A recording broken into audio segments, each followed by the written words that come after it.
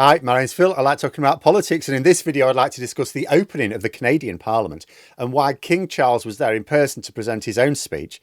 It was widely billed in Canada, the USA and the UK as Charles showing solidarity with Canada against Trump's bullying. Although whether that is the message intended for Trump himself or the Canadian public, that's open to debate. Although even to Trump, it seems to be intended as a bridge as much as a warning, a firm but friendly show of defiance. But first, for daily news and commentary, please hit the subscribe button to stay notified. So in theory, nothing hugely remarkable about Charles giving a speech at the opening of Parliament following Carney's recent election win. I mean, I'm a supporter of constitutional monarchy myself, but even I find it vaguely baffling that countries like Canada still retain a monarchy, especially when it's someone else's monarch. But that is the situation. Charles is also the King of Canada, as weird as that sounds even to me, with, of course, a purely ceremonial role in affairs since 1982. But just as in the UK, there is like a King's speech for the opening of Parliament, called the Speech from the Throne. Unlike in the UK, the speech in Canada is almost never given by the monarch, but their representative in Canada, the Governor-General. Beyond that, works in the same way. It's essentially written by the government, though in Canada given in French as well as English. I mean, Elizabeth II presented the speech in person herself twice, including when she was a relatively new queen. So it's not like it's without precedent that a new monarch gives the speech, even though maybe a little odd in modern times. But the purpose and the reason why there may have been more muted objections from those who want Canada to become a full republic, which it constitutionally basically is now anyway, is because of the political message and the times they're in. The purpose is being seen, depending on who you listen to, as sending three messages. The first, of course, is to Trump. A friendly smile with bared teeth. The friendly aspect is that it's designed to form a sort of bridge with Trump, who is known to be a royalist. After all, he wants to be America's first king, so he enjoys the royal spectacle. But it's also a reminder that Canada is part of a wider international fraternity, not an opportunity for acquisition by the United States. Some are suggesting it's intended to show in very public fashion how different Canada is from the USA, how although the two nations can be friends, they're not compatible for marriage. And it was done in a way that Trump would approve of, so more of a bridge to him than a shot across his bows. Basically, Canada is friend-zoning Trump. That being said, phrases which talked about protecting Canadians and their sovereign rights, of open trade, that democracy, the rule of law and self-determination must be protected, they were all clearly aimed at Trump's threats, especially as these were all issues described as under threat right now. It was described as being a critical time for Canada. So even though Charles did not mention the source of the threat, it was very clear who he was talking about.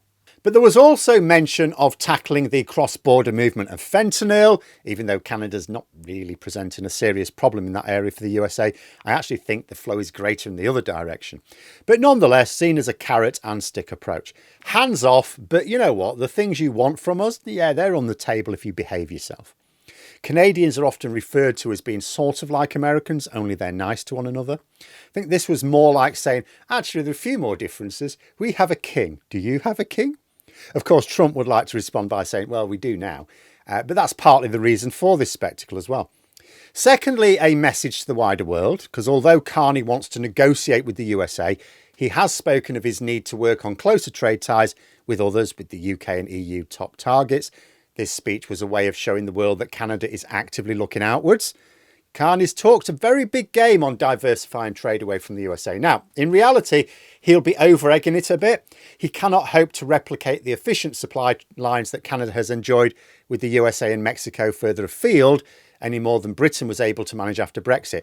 However, in this case, it's not Canada choosing to do that. So it does make sense to boost trade with more reliable partners as much as is possible to mitigate the damage from a southern neighbour going through the world's worst midlife crisis on an international scale. And third, a message to Canadians that they're not on their own, even though it's in a form which, as I said, is inevitably going to seem bizarre in the modern age, especially for the younger Canadians. But arguably it was more important for Canadians themselves, a diplomatically defiant opening to the Parliament, which is going to have to ride out the Trump presidency and even a little bit of what follows it. You know, these speeches are normally just a series of statements about the government's priorities, same as the King's speech for Westminster. Incredibly boring to listen to, only of any interest at all if you want to know what legislation is coming up for debate. But the king wasn't invited to make the address, something that the monarch rarely does and hasn't done for 48 years just for a laugh. It was to deliberately draw attention to an event that is not usually going to be of major interest to most people. Mark Carney had a message that Canada was sovereign and would stand up for that sovereignty. Something he could have said in the normal way. Inviting the king to say it was designed to ramp up the volume to 11. And it worked. Reports suggest a lot of people turned out for it, got a lot of attention in Canada. I'm not sure it would have been the talk of the town in the USA, but what media outlets I checked out certainly didn't miss the fact it was intended as a rebuke to Trump. It featured in the headlines everywhere I looked. I mean, you had the New York Times, you had the Washington Post, you had Fox News. They're fairly different outlets, but all made it clear in their reporting that the purpose of the speech and its presentation was to loudly reject Trump's advances. So that was the loud part. The quiet part obviously will be the talks behind closed doors as we move through this second half of Trump's tariff pause period and see what can be agreed and what Trump decides to do at the end of it when he doesn't get what he wanted. But there we are. Those are my thoughts. Let me know yours in the comments below. If you've enjoyed the video, please click the like button and subscribe for further content. If you'd like to support the channel further, you can click the join button for memberships.